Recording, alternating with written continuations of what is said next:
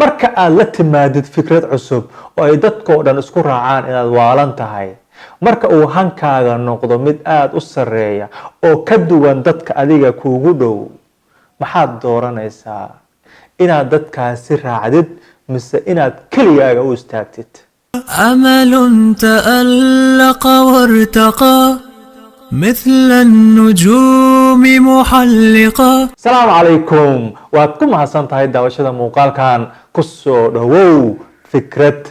magacaygu waa Yuusuf Sakiin. waxaa la sheegay magaalo uu xukumayo nin boqor ah inuu ku dhacay cudurka daacuunka, cudurkaas oo sababay webiga magaaladaasi marayay. kadib markii ay dadka ka cabeen biyihii webiga ayaa kulligoodii waxaa ku wada dhacay waali. boqorkii wuxuu isku dayay sidii uu u xakameyn lahaa cudurkaasi, balse wuu kari waayay. qof walba oo biyahaasi ka caba wuu waalanayaa, ilaa magaaladii oo dhan ay ka wada cabeen biyihii, magaaladii oo dhan ay ka wada waasheen, waxaan ka ahayn boqorka, xaaskiisa iyo wasiirkiisa. maalin maalmaha ka mid ah subaxii ayuu soo kacay boqorkii. kadib wuxuu arkay xaaskiisii oo intay kasoo horkacday biyihii cabtay oona waalatay. kadib waxay bilowday inay la kulanto dadkii kale ee waanlaha. boqorkii wuu xanaaqay, wuxuu u yeeray wasiirkiisii, wuxuuna ku yiri, wasiirow, see ku dhacaysaa xaaskayga inay waalato? aaway waardiyaashii? wuxuu ku yiri, boqorow, waardiyaashii way waasheen, biyihii ayay cabeen. wuxuu ku yiri, hay hadda magaalada yaa fiyow oo miir qaba? wuxuu ku yiri ninkii, boqorow, magaalada wax hadda miir qaba waxaa ka jira labadeena oo keliya, dadka kale oo dhan way wada waasheen. boqorkii wuxuu ku yiri, waayahay maxaynu sameynaa? ninkii wuxuu yiri, boqorow, dadkan adiga aad u malaysid inay waalan yihiin, ayagana waxay u haystaan in ayaga ay caqli qabaan oo dadka waalan ay yihiin labadeena ayaa waalan, sidaas ayay aaminsan yihiin ayagana. boqorkii wuu xanaaqay, wuxuu yiri, see ku dhacaysaa midaas? ayaga ayaa waalan, ayaga ayaa cabay biyahan, ma ahan anaga waynu fiyownahay, kuwa waalan waa ayaga. wuxuu ku yiri, boqorow, sidaas ma aha, ayaga ayaa naga badan, waa magaalada oo dhan, labadeena unba meesha u aragna inaynu fiyownahay, laakiin runta marka la fiiriyo waxay tahay ayaga ayaa caqli qaba ee anaga ayaa waalan. boqorkii wuu fikiray, wuxuu yiri, waayahay haddaba iisoo dhiib koobka biyaha ah si aan u cabo anigana, waayo waxaa waali ah qof ku fiyow magaalo dadkeedii oo dhan ay wada waasheen. kadibna wuxuu cabay biyihii si uu ula mid noqdo dadkii magaalada. haddaba weligaaga mala kulantay qof kugu leh, ma adiga keligaaga ayaa caqli leh oo dadka kale oo dhan ma adiga ayaa ka caqli badan? maxaa wax adiga aad sheegaysid? ogow, haddii aad la kulantay qof sidaasi kugu leh, in qofkaasi uu kuu soo bandhigay koobkii biyaha ahaa si aad u cabtid oo adigana aad ayaga oo kale u noqotid.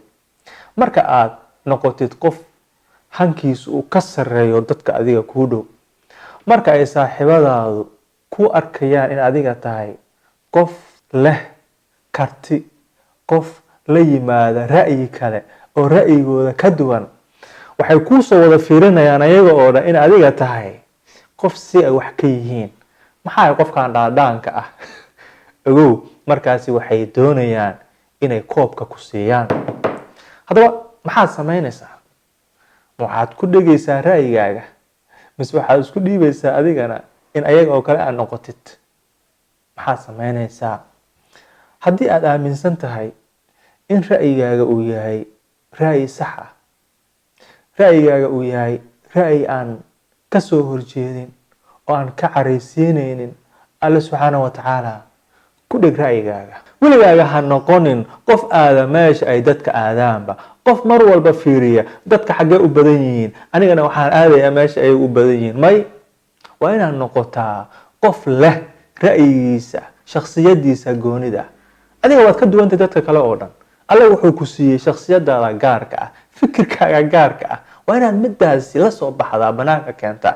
fikirkaaga hala cabsanin, weligaaga keen tusi adduunka oo dhan. subxaanahu wa ta'ala wuxuu yiri, ha noqonin qof dadka meesha aadaanba iska aada. aaway adiga shakhsiyadaadii, aaway kartidaadii, aaway aqligaagii, soo ma ahan? haddaba haddii aad aragtid in dadkoo dhan ay ku wada leeyihiin adiga waxaa tahay qof sidaasa, adiga maxaa dad kale uga duwan tahay, maxaa kuu diida inaad samaysid dadku ay samaynayaan. ogow in aad samaynaysid waxyaabo wanaagsan, inaad la imaanaysid fikrado waxtar leh. midaas ayaa kuwa cadaynaysa. waa ayaga waxay doonayaan inaad la mid noqotid oo ayaga oo kale aad noqotid oo aad la waalatid.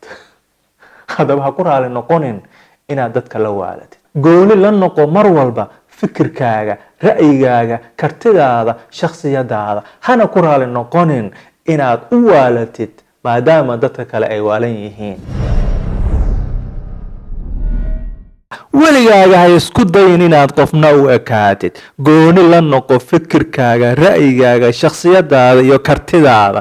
xusuusnoo mar walba qofka mara wadada dadkoo dhan ay wada maraan wuxuu tegayaa isla meesha ay dadkaasi tagaan, balse qofka samaysta waddo cusub wuxuu is arki doonaa inuu gaaray meel aan cidna uga horeynin. كن ثابتا كن راسخا مثل الجبال